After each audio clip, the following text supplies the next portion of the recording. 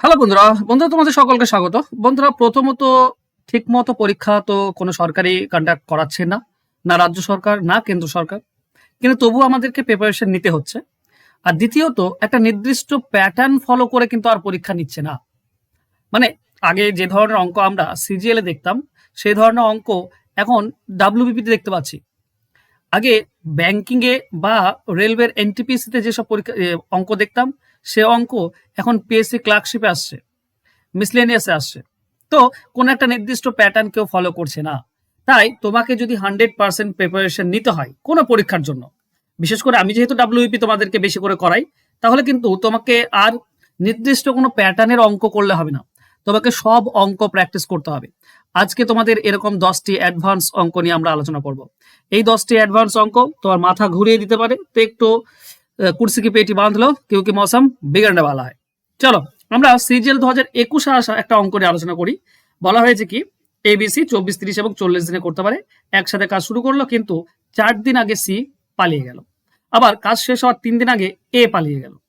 সম্পূর্ণ কাজটি শেষ হতে কত সময় লাগবে? দেখো, এখানে টাইম লাইনটা খুব ইম্পর্টেন্ট।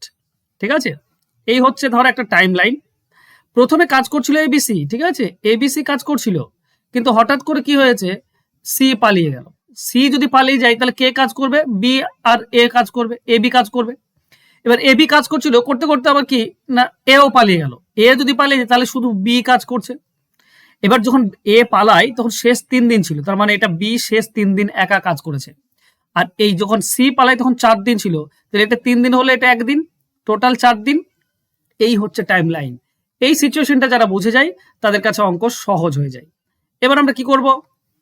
দেখো, বলা আছে এ করতে পারে 24 দিনে, বি করতে পারে 30 দিনে, আর সি করতে পারে 40 দিনে। এদের লসাগু 120। তাহলে এ 24, 120কে 24 দিয়ে ভাগ করলে 5, এ 5 ইউনিট, 30 দিয়ে ভাগ করলে 4 ইউনিট, 40 দিয়ে ভাগ করলে 3 ইউনিট।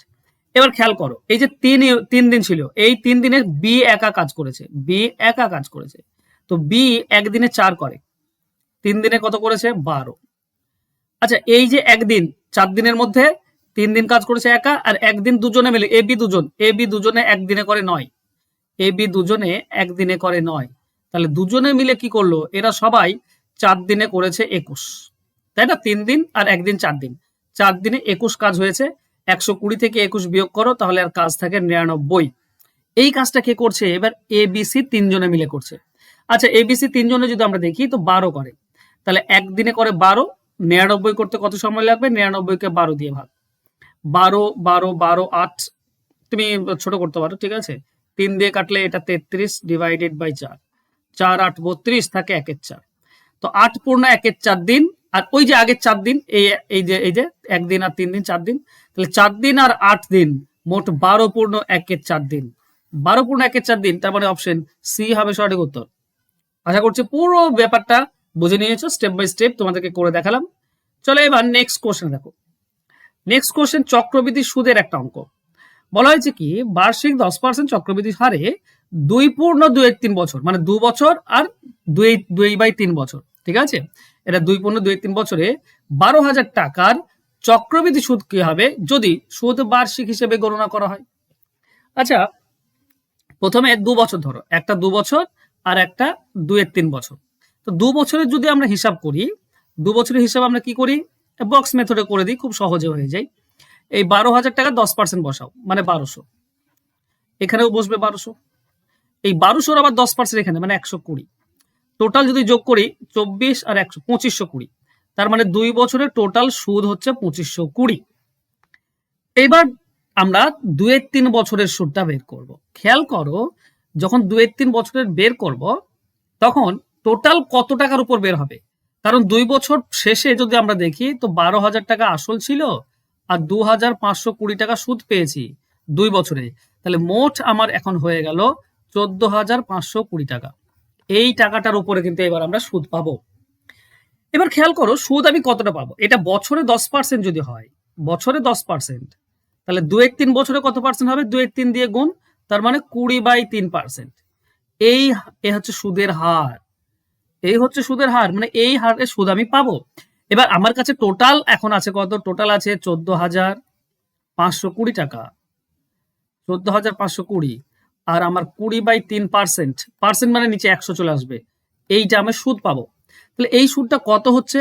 দেখো, দুটি শূন্য, নিচে দুটি শূন্য কেটে দাও, 3 দিয়ে এটা কেটে দাও, 3 4 12, 2 25, 3 8 24, 1 12, 3 4 12, 2 দিয়ে যদি গুণ করো তাহলে কত হচ্ছে? 2 4 8, 2 8 16, 6 হাতে 1 থাকে, 8 1 9, 968 টাকা সুদ পাচ্ছি। তাহলে আগে আমি সুদ পেয়েছিলাম 2 বছরে 25-20, আর এখন আমি সুদ পেলাম এইটা 968। টোটাল সুদ দেখো, 8 8 14 4 হাতে 1 থেকে 34 88, এইটা হচ্ছে টোটাল সুদ। অপশন এ হবে সঠিক উত্তর। দেখো, মজার বিষয় কি, এই ধরনের অঙ্কের ক্ষেত্রে 2 বছরের পূর্ণ সুদটা নিয়ে নেবে, আর বাকি যে বছরটা থাকে তার সুদ কতটা তোমাকে বের করতে হবে। কিন্তু আসল চেঞ্জ হয়ে যাবে, কারণ 2 বছরে যে সুদটা পেয়েছো সেটাও কিন্তু আসলের সঙ্গে যোগ হয়ে যাবে। এটা মাথায় রাখবে, তাহলে কিন্তু অ্যান্সার করতে পারবে। বললাম না আজকে একটু অ্যাডভান্স অঙ্ক রয়েছে, সিজিএল আসা অঙ্ক, আর এই ধরনের অঙ্ক প্র্যাকটিস করতে হবে। তুমি যে ডাব্লিউপি প্রিপারেশন নিচ্ছ, বা পিএসসি ক্লার্কশিপ, মিসলেনিয়াস, এমটিএস, এইচসিএসএল, যাই তুমি প্রিপারেশন নাও না কেন, তোমাকে করতেই হবে অ্যাডভান্স অঙ্ক একটু প্র্যাকটিস। নেক্সট, এক ব্যক্তি 15,000 টাকা দিয়ে দুটি দ্রব্য কিনলেন, একটি দ্রব্যতে 20% লাভ, একটাতে 10% ক্ষতি, সামগ্রিকভাবে কোনো লাভ ক্ষতি হলো না, ক্রয় মূল্যের পার্থক্য কত? এটা সিজিএল 2019 এসেছিল। অ্যালিগেশন মেথড আমার মতে বলে এটা সব থেকে বেস্ট হবে। একটা 20% লাভ মানে +20, একটা 10% ক্ষতি মানে -10। কোনো লাভ ক্ষতি নেই, মিশিয়ে দিলে তো 0 হবে, মিশিয়ে দিলে বিয়োগ করলে এটা আমরা 10 পাবো, এটা বিয়োগ করলে আমরা পাবো 20, তার মানে অনুপাত হচ্ছে 1:2। এই হচ্ছে 3 ভাগ মানে 15,000 টাকা, তাহলে 1 ভাগ হচ্ছে 5,000 টাকা, আর 2 ভাগ হচ্ছে 10,000 টাকা। এই দুজনের মধ্যে পার্থক্যটা চেয়েছে, এই দুজনের মধ্যে 5,000 টাকার পার্থক্য আছে, অ্যান্সার হবে অপশন বি। ঠিক আছে, অপশন বি হবে সঠিক উত্তর। চলো নেক্সট কোশ্চেন যাব। কোশ্চেন দেখো, 4 নম্বর কোশ্চেনে বলেছে 5 বছর আগে এ বি সি এর গড় বয়স ছিল 20 বছর, 7 বছর আগে বি ও সি এর বয়স ছিল 15 বছর, এখন থেকে 10 বছর পরে এ এর বয়স কত হবে? সিজিএল 2022 এসেছিল। দেখো, একটা জিনিস খেয়াল করো, এখানে বলেছে এ বি সি এর গড় 5 বছর আগে ছিল 20, তাহলে এখন গড় 5 বেড়ে যাবে, মানে এখন গড় 25, মানে বর্তমানে 3 জনের গড় 25, তাহলে 3 জনের টোটাল হচ্ছে 75। আবার দুজন বি সি যদি দেখি আমরা, তো 7 বছর আগে ছিল 15। আচ্ছা, 7 বছর আগে যদি 15 ছিল, তো এখন 7 বছর যোগ হয়ে যাবে, মানে 22, এখন হচ্ছে 22, তাহলে দুজনের টোটাল কত? দুজনের টোটাল 44। তুমি যদি বিয়োগ করে দাও, ঠিক আছে, বিয়োগ করলে কি হবে? বি এবং সি কেটে যাবে, তাহলে এ এর বর্তমান বয়সটা তুমি পেয়ে যাচ্ছ এখানে 31। কিন্তু এখানে চেয়েছে 10 বছর পরে এ এর বয়স কত হবে, তো 10 বছর পর এ 10 বছর বেড়ে যাবে, তার মানে এ হয়ে যাবে 41। অ্যান্সার হবে অপশন বি। ক্লিয়ার সবার? চলো যাবো নেক্সট কোশ্চেনে। প্রশ্নে বলেছে এ এবং বি এর আয়ের অনুপাত হচ্ছে 5:7 এবং ব্যয়ের অনুপাত 9:11। এ দিনে 1200 টাকা সঞ্চয় করে, বি দিনে 2000 টাকা সঞ্চয় করে, তবে তাদের আয়ের যোগফল কত?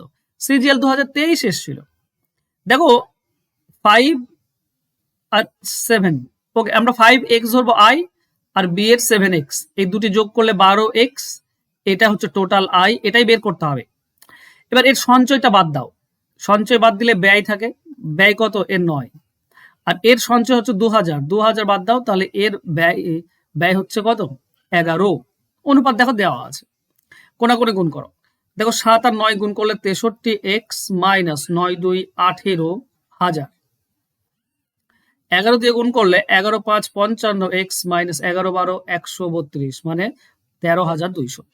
55 এদিকে নিয়ে চলে এসো, আমরা পড়ে থাকবে 8x, 18,000 এদিকে গেলে প্লাস হয়ে যাবে, 13,200 বাদ দাও, 13,000 বাদ দিলে 5,000, 200 বাদ দিলে 4,800, এটার সঙ্গে এটা কাটলে 600 পাচ্ছি। এক্স এর ভ্যালু 600, তাহলে 12x এর ভ্যালু কত হবে? 12 ইন্টু 600, ওকে, 12 6 7200, 7,200 টাকা, এটাই হবে দুজনের সঞ্চয়, একত্রে আয়ের যোগফল, সরি আয়। তো অ্যান্সার হবে অপশন এ, 7200 টাকা। ঠিক আছে, তাছাড়া আরেকটা জিনিস খেয়াল করবে, আয়ের যোগফল যদি দেখো তো 12 হচ্ছে, 12 দিয়ে কোনটা ভাগ যায়? 4,000-কে 12 দিয়ে যায় না, এটা যাবে না, এটাও যাবে না, একটাই যায় 12, মানে তুমি অঙ্কটি না করেই অ্যান্সার বের করতে পারতে। যদিও আমি এখন শেখাই না এগুলো, এগুলো আগে অঙ্ক শেখাটা বেশি জরুরি, ঠিক আছে? ওগুলো যারা অঙ্ক পারে নর্মালি, অনায়াসে করতে পারবে, তারা ও ধরনের অঙ্ক চেষ্টা করবে। তোমাদের প্রথমে চেষ্টা করতে হবে অঙ্কটা যেন তুমি নির্দিষ্টভাবে তুলে নিতে পারো। নেক্সট কি বলেছে, একটি পাত্রে দুধ ও জলের অনুপাত হচ্ছে 7:5। পাত্রটি থেকে 9 লিটার মিশ্রণ তুলে নিয়ে সমপরিমাণ জল ঢালা হলো। নতুন মিশ্রণে দুধ ও জলের অনুপাত 7:9। শুরুতে পাত্রে কত লিটার দুধ ছিল? সিজিএল 2018-তে এসেছিল অঙ্কটি। একটা জিনিস খেয়াল করো, মিশ্রণ তুলে নিচ্ছ, ধরো দুধ মেশানো জল, ঠিক আছে, জল ধরো দুধে জল মিশিয়ে দিয়েছো। এবার যখনই কিছু মিশ্রণ তুলবে তুমি বা দুধ তুলে নেবে, শুধু কি দুধ উঠবে না শুধু জল উঠবে? দুটোই উঠবে, মানে অনুপাত যা থাকবে তাই থাকবে। এই যে 7:5, এখান থেকে যদি 9 লিটার তুলে নাও তাহলে অনুপাতটা কিন্তু 7:5ই থাকবে। আর তুলে নেওয়ার পর কি হয়েছে, 7:9 হয়েছে। কেন না 9 লিটার জল মেশানো হয়েছে।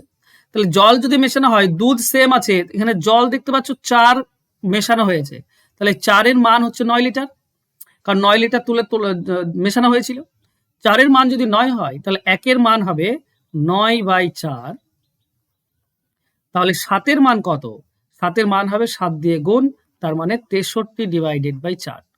এবার এটা তুলে নেওয়ার পর এটা আছে, কিন্তু এটা কিন্তু অরিজিনাল নয়।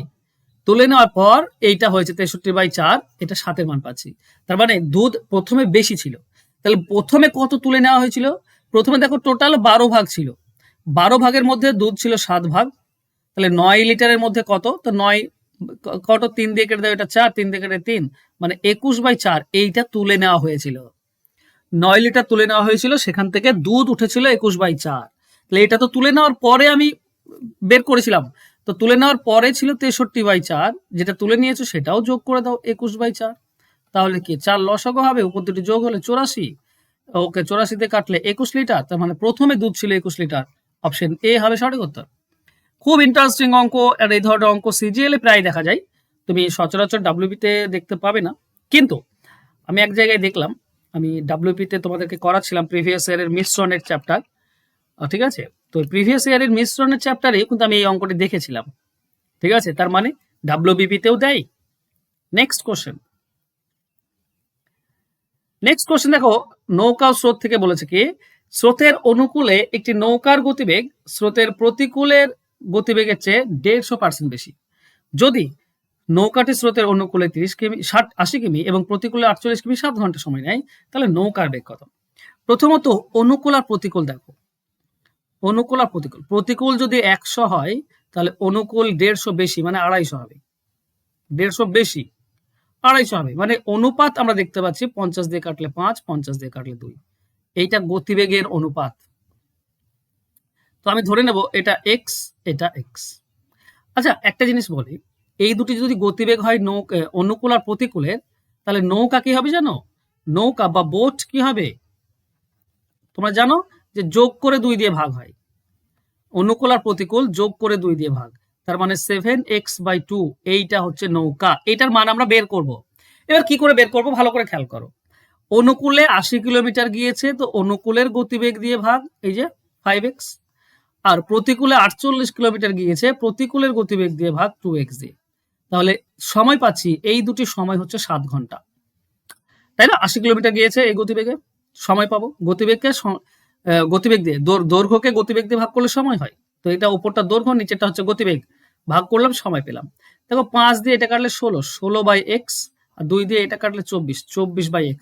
x হচ্ছে লসাগু, আমরা পাবো 16 + 24 = 7। x তুলে দিলে এটা 7x হয়। আচ্ছা x এর ভ্যালুই তো আমাকে বের করতে হবে। ওকে 7x, তাহলে x এর ভ্যালু কি? x এর ভ্যালু হচ্ছে 24, আর এটা যোগ করলে কত হচ্ছে, 24 আর 16, 30 আর 12, 30 আর 12, 42/7, তাই তো? না না না, সরি 40/7, এইটা x এর ভ্যালু। এই 7টা নিচে আসবে, ঠিক আছে, 40/7। এক্সটা তুলে নিয়ে গেলাম আর 7টা নিচে নিয়ে চলে এলাম, এই হচ্ছে ব্যাপার, ঠিক আছে। নিচে এক্স ছিল, এক্সটাকে তুলে নিয়ে গেলাম আর উপরে 7টাকে নিচে নিয়ে চলে এলাম, তাহলেই তো হয়ে গেল 40/7। কিন্তু আমাকে বের করতে হবে 7x/2, তো এখানে 7/2 দিয়ে গুণ করে দাও, 7x/2, এদিকেও 7/2 দিয়ে গুণ করে দাও, দুই পক্ষ 7x/2, তাহলে এ পক্ষ হচ্ছে 7x/2, আর এ পক্ষ 7 7 কেটে দিয়ে 2 এর সঙ্গে 40 কাটলে 20, এ পক্ষে হচ্ছে 20, তার মানে নৌকার বেগ হচ্ছে 20। এটাই হচ্ছে অ্যান্সার হবে অপশন ডি। বোঝা গেল? দেখো কোশ্চেন মজার আর বের করার এটাও কিন্তু তোমাকে আরো বেশি মজার খুঁজতে হবে, তবেই তোমার অঙ্ক ভালো লাগবে, না হলে অঙ্ক তোমার কাছে একদম মানে করলার মতো তেতো হয়ে যাবে, আর তাহলে শেষ, সেটা যদি ভেবো। নেক্সট, কোন আসল নির্দিষ্ট সরল সুদে 3 বছরের সুদে আসলে এটা 4 বছর এটা, তাহলে পার্থক্য 1 বছরের হচ্ছে, তাহলে 1 বছরে কত সুদ, না 815 থেকে 854, 854 থেকে 815 বিয়োগ, ঠিক আছে, 44 5 বিয়োগ 1 বছরে 39 টাকা সুদ। এবার যে কোনো একটা বের করো, হয় 3 বছর বের করো কিংবা 4 বছর। আমি 3 বছরে বের করলাম, 1 বছরে 39, 3 বছরে কত সুদ হবে, 3 দিয়ে গুণ, 90 আর 27 মানে 117 টাকা। এই যে 3 বছরের টোটাল সুদ আসল 815 দেখতে পাচ্ছ, এখানে সুদ ভরা আছে 117, তো 117 বিয়োগ করে দাও, ব্যাস। 15 বার 98, 698 আমাদের অ্যান্সার হবে, 698 অ্যান্সার হবে অপশন সি। ঠিক আছে, চলো নেক্সট কোশ্চেন যাবো। নেক্সট কোশ্চেন সিজিএল 2020-তে এসেছিল, বলা হয়েছে একটি পরীক্ষায় 80% ছাত্র ইংরেজিতে পাস করে, 85% অঙ্কে আর উভয় বিষয়ে 75, উভয় বিষয়ে 45 জন ফেল করে। উভয় বিষয়ে ফেল বের করার নিয়ম কি, না ইন্ডিভিজুয়াল বিষয় দুটি যোগ, মানে 80 প্লাস 85 এটা যোগ, আর যেটা উভয় সেটা বিয়োগ করতে হয়, কারণ এই 75টা এর মধ্যেও 75 ঢুকে আছে, এর মধ্যেও 75 ঢুকে আছে, তো দুইবার 75 ঢুকে আছে, একবার 75 বাদ দিতে হয়। ঠিক আছে, তাহলে টোটাল কত পাস সেটা আমরা পেয়ে যাব। 80 90 এটা হচ্ছে 90, মানে 90 পাস, 90 হচ্ছে পাস। আচ্ছা 90 যদি পাস হয় তাহলে 10 ফেল, তাহলে 10-এর মান তো 45 বলা আছে, 45 জন ফেল, 10-এর মান 45 হলে 100-এর মান হবে 450, এটাই হবে আমাদের উত্তর। মনে থাকবে, এগুলো পার্সেন্টেজ, হ্যাঁ, 450 অ্যান্সার হবে অপশন বি। নেক্সট